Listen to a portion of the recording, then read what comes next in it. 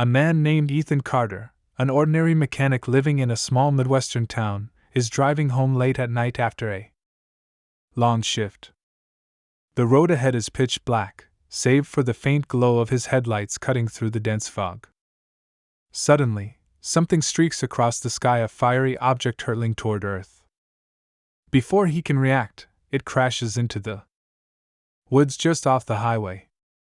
Curiosity gets the better of him, and against every instinct screaming to stay away, Ethan parks his car and ventures into the dark forest. What he finds there changes his life forever.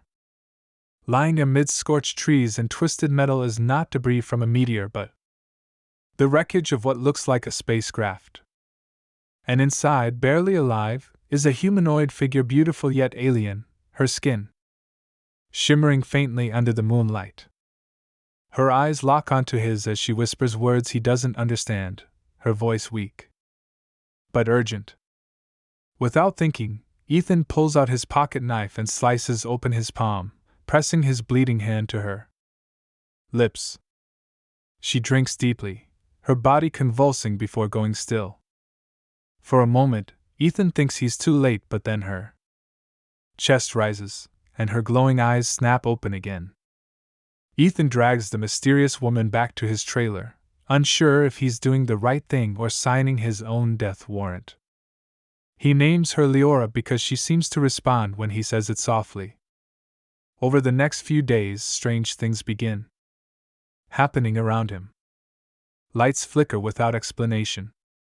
Objects move on their own. Once, while tending to Leora's wounds, Ethan swears he sees symbols etched into the air above her, glowing runes that vanish as quickly as they appear. Leora slowly regains strength, though she speaks little and only in fragments of broken English. When she finally communicates more clearly, she reveals shocking truths. She is a princess from a distant galaxy, part of a royal lineage, tasked with safeguarding the balance of the universe. Her people are known as the Lumini, beings who harness energy from stars themselves. But now, her kingdom has fallen to a ruthless enemy called the Voidborn, shadowy entities that consume entire worlds. She was fleeing them when her ship malfunctioned. Ethan struggles to process this information. To him, Leora is both fascinating and terrifying, an otherworldly being whose very presence defies everything he knows about reality. Yet, despite her alien nature, there's something undeniably human about her vulnerability. As they grow closer, Ethan starts experiencing bizarre sensations, flashes of memories that aren't his own, visions of galaxies spinning in the void, and a strange warmth coursing through his veins. It's almost as if giving her his blood has linked them in ways neither understands. As weeks pass, Leora begins teaching Ethan about her world.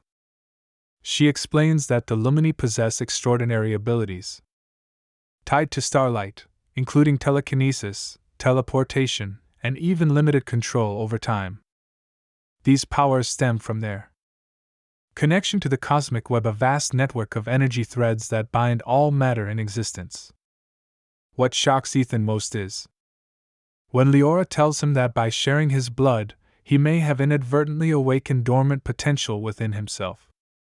Humans, she says, were once connected to the cosmic web but lost access to it millennia ago. At first, Ethan dismisses this idea. But soon, undeniable evidence emerges. One evening, while working on a broken-down truck, he accidentally lifts it several feet off the ground using sheer willpower. Another time, he senses danger moments before a group of men breaks into his trailer, allowing him to hide Leora just in time. Each incident leaves him shaken but also exhilarated. For the first time in his life, Ethan feels powerful and important. However, these newfound abilities come at a cost. Ethan begins having vivid nightmares filled with darkness and whispers. In one recurring dream, he sees a massive black hole consuming everything in its path, including Leora. The dreams leave him drenched in sweat and haunted by a growing sense of dread. Meanwhile, Leora grows increasingly anxious. She warns Ethan that the Void-born must not find her or him. If they discover the bond between them, it could spell doom for both their species. Just as Ethan starts mastering his powers, disaster strikes. A stranger arrives in town, a charming man named Darius who claims to be a journalist researching UFO sightings. Ethan initially brushes him off, but Darius proves persistent, asking probing questions and showing an unsettling interest in Leora. Suspicious, Ethan confronts Leora, demanding answers. That's when she drops a bombshell: Darius isn't human. He's a Void-born spy sent to track her down. Before Ethan can process this revelation, chaos erupts. Darius reveals his true form, a towering, shadowy figure with glowing red eyes, and attacks. Leora fights back with incredible ferocity, unleashing bursts of radiant energy that illuminate the night sky.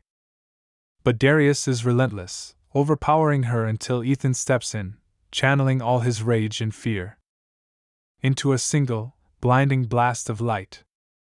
The force knocks Darius unconscious, giving them precious time to escape. In the aftermath, Leora confesses another secret: Ethan's blood didn't just heal her, it fused their essences together.